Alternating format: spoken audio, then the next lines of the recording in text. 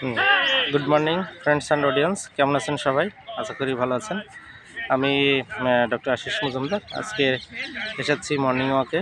তো আজকে এই মর্নিং ওয়াকে এসে আপনাদের সুন্দর একটি টিপস দিব। সেটি হচ্ছে কি, বুক ধড়ফড় নিয়ে। আসলে আমরা বলি, অনেকে বলে যে কলিজা কাঁপে, কলিজা কাঁপে। হুম হ্যাঁ, কেউ বলে মানে বুক ধড়ফড় করে। এই এক একজনের ভাষা এক এক রকম। আসলে এই বিষয়টা হচ্ছে কি, আপনার পালস রেট যখন বেড়ে যাবে, প্যালপিটেশন যেটা বলে, তখন। তো এটা কখন হয়? যখন দেখবেন একটু বয়স হয়ে যায়, বা যে একটু বেশি, যার মধ্যে ওবেসিটি আছে, বেশি হেলদি যারা, ওভারওয়েট, এরা একটু যদি বেশি হাঁটাহাঁটি করে বা সিঁড়ি দিয়ে যদি একটু উপরে ওঠে, সঙ্গে সঙ্গে মানে হাঁপিয়ে যায় আর বুক ধড়ফড় শুরু হয়। তাহলে আসলে এই বুক ধড়ফড় বা পালস রেট যখন বেড়ে যায়, এগুলো কেন হয়? এগুলো কেন হয়? আসলে এর মূল কারণ কি, আমরা শক্তির চর্চা করি না। হৃৎপিণ্ড বা হার্টের, হ্যাঁ, যে এক্সারসাইজগুলো আছে, আমরা এইগুলোর কখনো চর্চা করি না। হ্যাঁ, আমরা কোনো কাজই করি না। হ্যাঁ, ফিজিক্যাল কোনো কাজই করতে চাই না।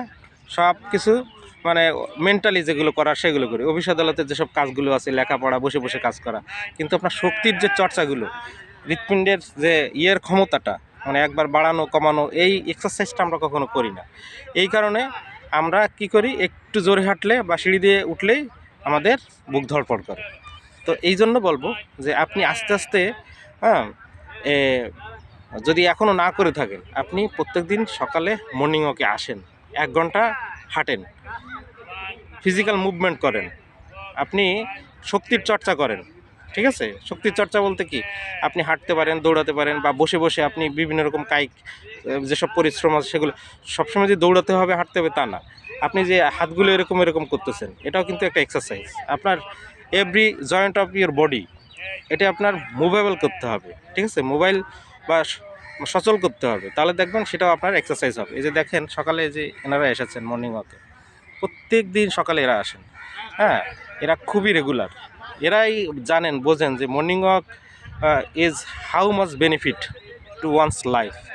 তো আমি বলবো যে আপনারা আর্লি টু বেড এবং আর্লি টু রাউজ, এটা করার চেষ্টা করবেন। আপনি জীবনে ভালো থাকতে পারবেন, সুখী হতে পারবেন, একটা মেন্টাল স্ট্রেস ফ্রি লাইফ আপনি লিড করতে পারবেন। ডাক্তারের প্রতি যে নির্ভরশীলতা ওষুধের উপর, এটা কমিয়ে দেন। এখনও সময় আছে।